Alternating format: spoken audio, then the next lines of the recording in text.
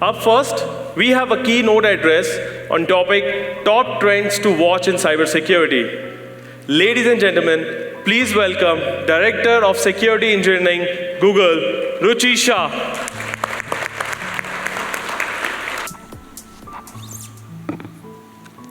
All right.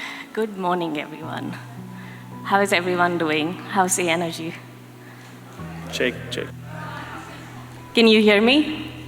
Yeah? Okay, great. I am very excited to be here. Thank you. Thank you all for showing up. Despite all the Bangalore traffic, I was pretty impressed to see this size of an audience, all engaged and talking to each other and socializing, networking for something that is pretty early in Bangalore times. So for the next 15 to 20 minutes, I'm going to talk to you about the cybersecurity trends that we are seeing as an industry and what we can do to meet these head on. So I'll leave room for questions towards the end. A little bit about me. I am a security engineering director at Google. I've been there for a little over 10 years and led several enterprise security functions like identity access management, network security, endpoint security, etc. And I started my journey in network security, did security assessments, and then shifted gears, lead security teams now. So I grew up in Mumbai, studied in the UK, and now live in the US for more than half my life, and mom of 2 boys as well. All right. So what I have up there, a little louder, okay. So what I have on screen are some insights from the M-Trends report 2024, which is produced by Mandiant based on what they saw in 2023 on the front lines. So overall, the report highlights that the attackers are trying to avoid detection technologies via 0 days and other techniques. However, we are still seeing positive trends overall. There are improved detection times, and the dwell time of attackers continues to go down. And the downward trend has been there for a few years now.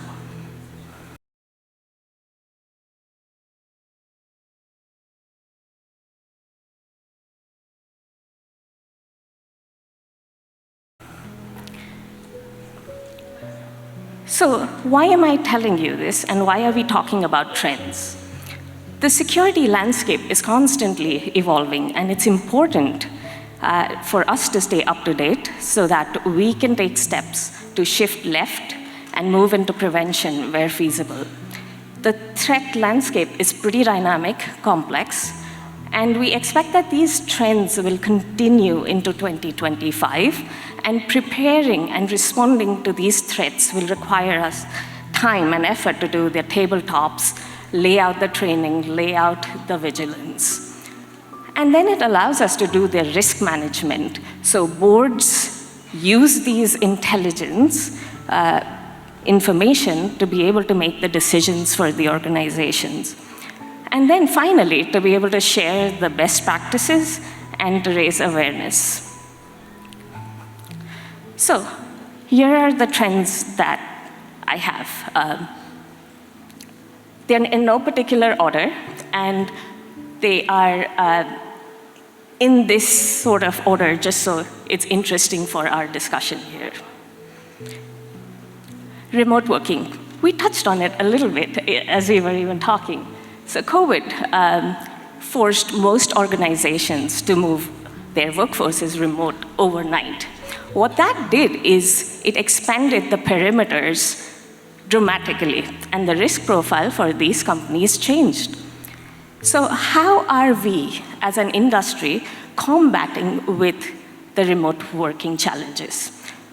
Zero trust models are adopted more and more, and identity verification, meaning to be able to prove who you are, is gaining more and more momentum, also in the era of deepfakes.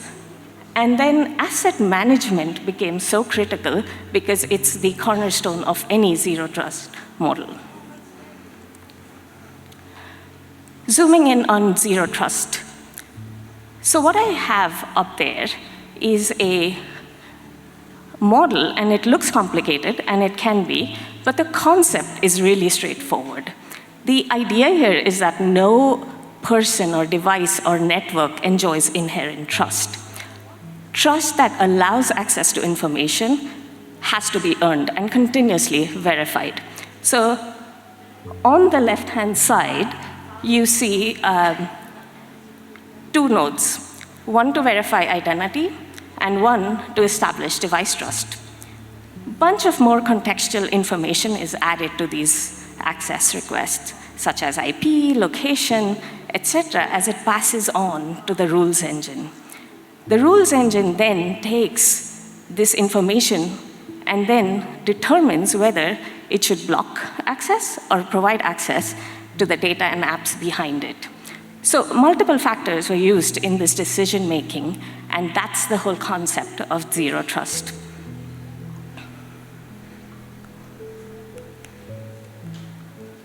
Oops. Next one we'll talk about is the Internet of Things. It's a network of physical objects that are connected to the internet, and it can collect and exchange data, posing significant security risks.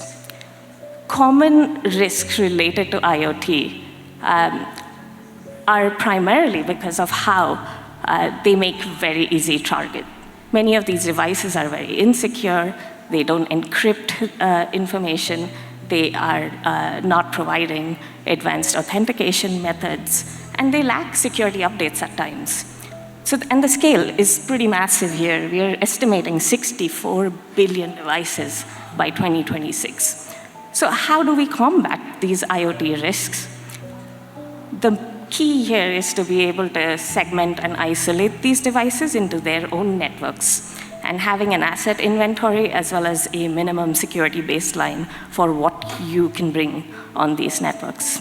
And that will force the industry of IoT vendors to be able to have better security mechanisms.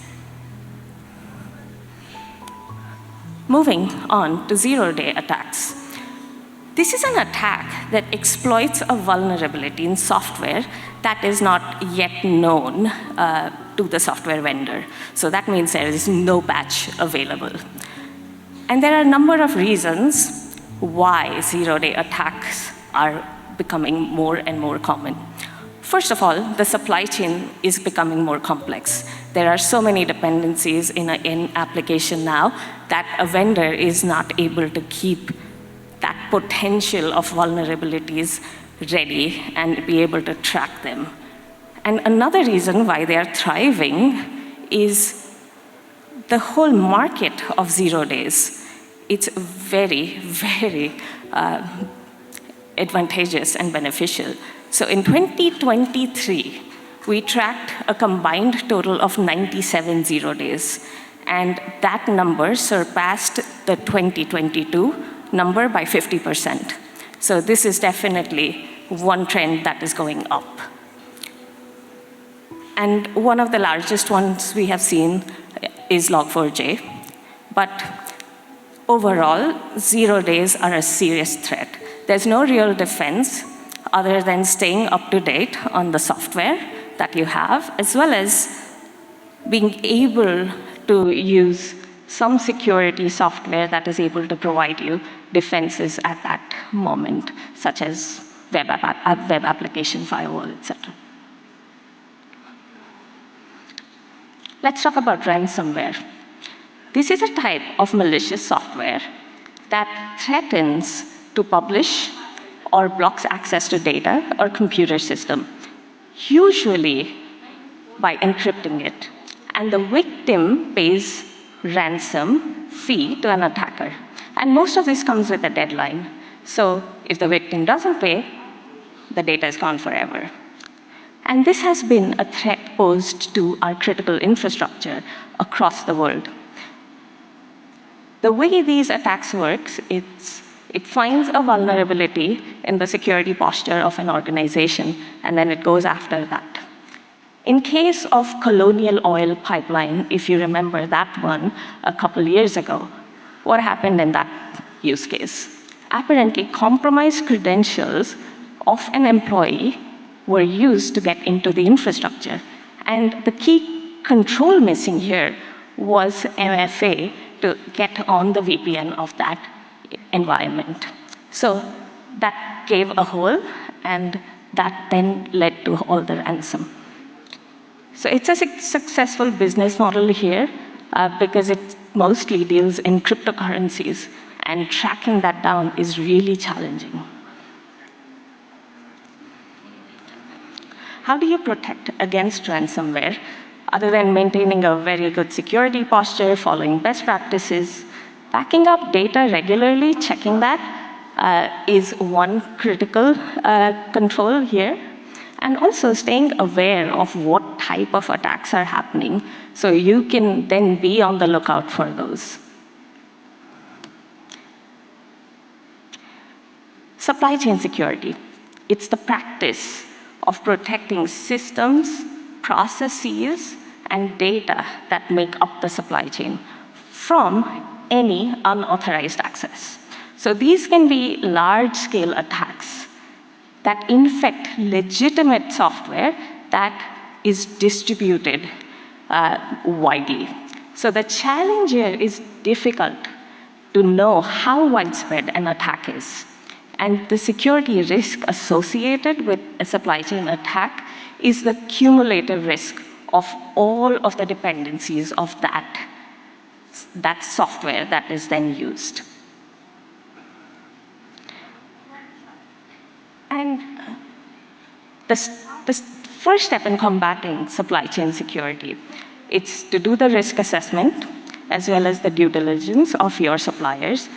Be on the lookout to monitor which of these have had any malicious activity.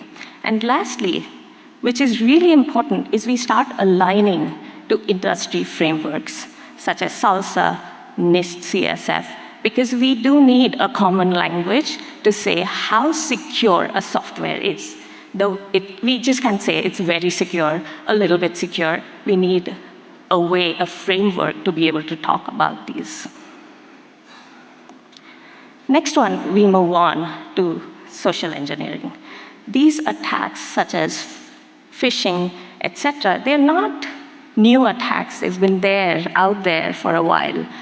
But they are becoming more troubling with the widespread remote workforce, as well as the use of AI. So phishing is still common, and there are more variations like whaling and smishing and voice phishing as well. And with AI, deep fakes is also making headlines. So to battle with social engineering attacks, we need to have employees to be aware of these attacks. Of course, there are some technical controls that are very powerful in these cases, such as email security, as well as strong multi-factor authentication. Cloud services. They offer a range of benefits. However, misconfigured cloud settings pose a significant risk.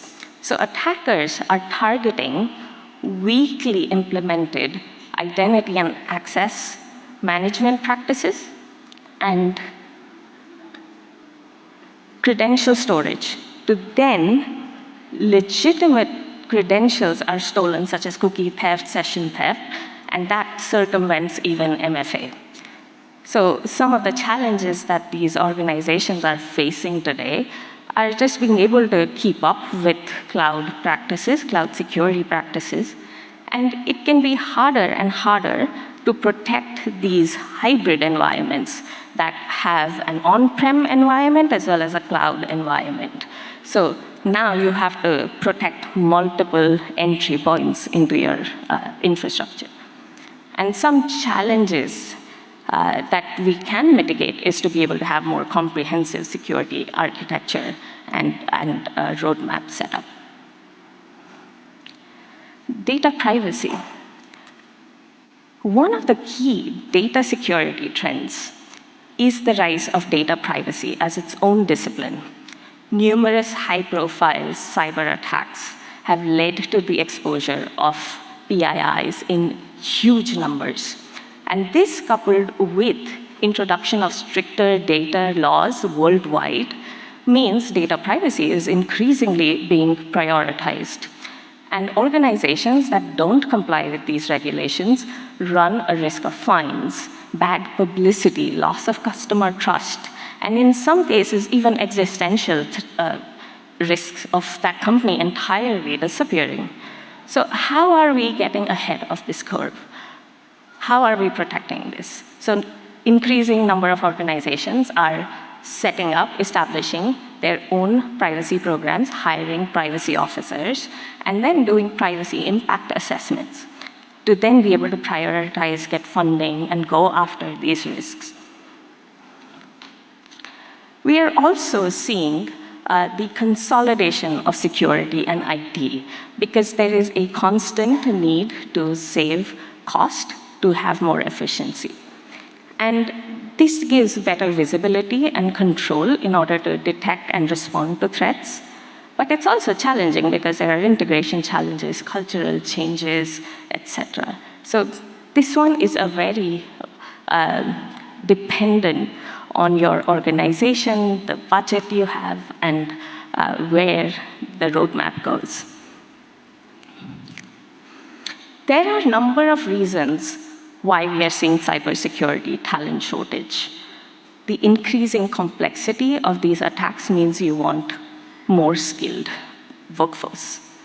The increasing number of attacks means there is more awareness, and that's why the demand goes up. And the overall backdrop here is that there are limited educational opportunities, and the pathways into cybersecurity are also not very clear. It's very fuzzy for someone just entering. And there are several statistics up there that show that we are literally lacking the workforce in thousands, in very huge numbers. What are we doing with this shortage? We are empowering, we could be doing more of this. We are empowering existing employees to take more stretch opportunities and start having cybersecurity responsibilities in their jobs. This can be done by providing them training. Some organizations can outsource cybersecurity. That can free up the internal resources to focus on the business objectives. You can also have more investment overall in cybersecurity research and development. So we have new ways to solve problems that are affecting the industry at large. And then finally, you want to have competitive salaries, benefits, work-life balance, and inclusive and diverse teams to be able to retain the talent that we already have in the industry. Outsourcing security is a practice of hiring a third party, and that's been very beneficial in certain areas. So this one is a trend that we will continue to see because it will give some of the new entering markets the focus and the expertise to be able to protect themselves. And finally, here are some ways AI is being used in cybersecurity. AI can be used to automate tasks such as threat intelligence, analysis, vuln scanning. It's used in a lot of proactive security use cases. Also, red teams are thriving by the use of AI. It can be used to detect threats by analyzing large amounts of data that was really challenging in traditional means to do these analyses. And responding to incidents. So it can be used to automatically take actions such as isolating an infected device. And this can then reduce the impact of the incident. It's still a very new technology in some areas. So The challenges here are lack of data. You need large volumes of data to be able to train the models. And in some companies, that's not there today. So that is a challenge. And explainability, that remains a concern in every one of these generative AI models. So where you have very critical decisions, people want more assurance. So you are seeing some of the LLMs, etc., being used in an assist mode rather than a decide mode. So despite these challenges, we do have the potential to revolutionize cybersecurity using AI. So for example, small companies can start using AI to automate tasks, while larger ones may use AI-powered solutions to have more detection and response capabilities. Quick recap, these were the ones that we talked about. And I'm not sure if we have time for questions. We do, okay. So I'll leave these on the screen if folks want to ask questions. Check. Okay, let's make it a little more interactive. So if you have any question for her. All right, I see one hand. Mike.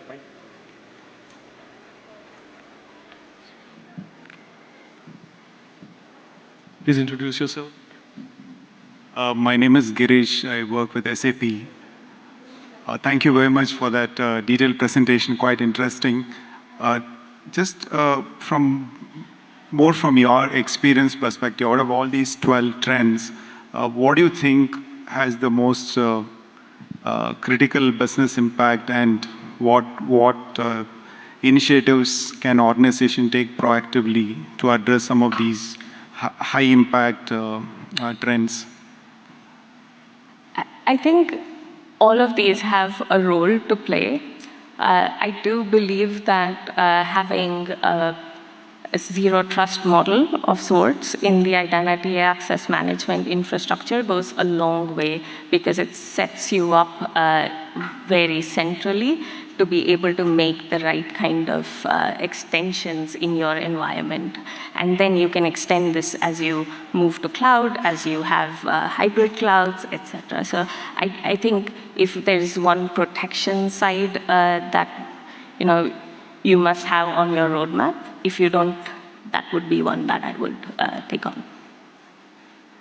Much.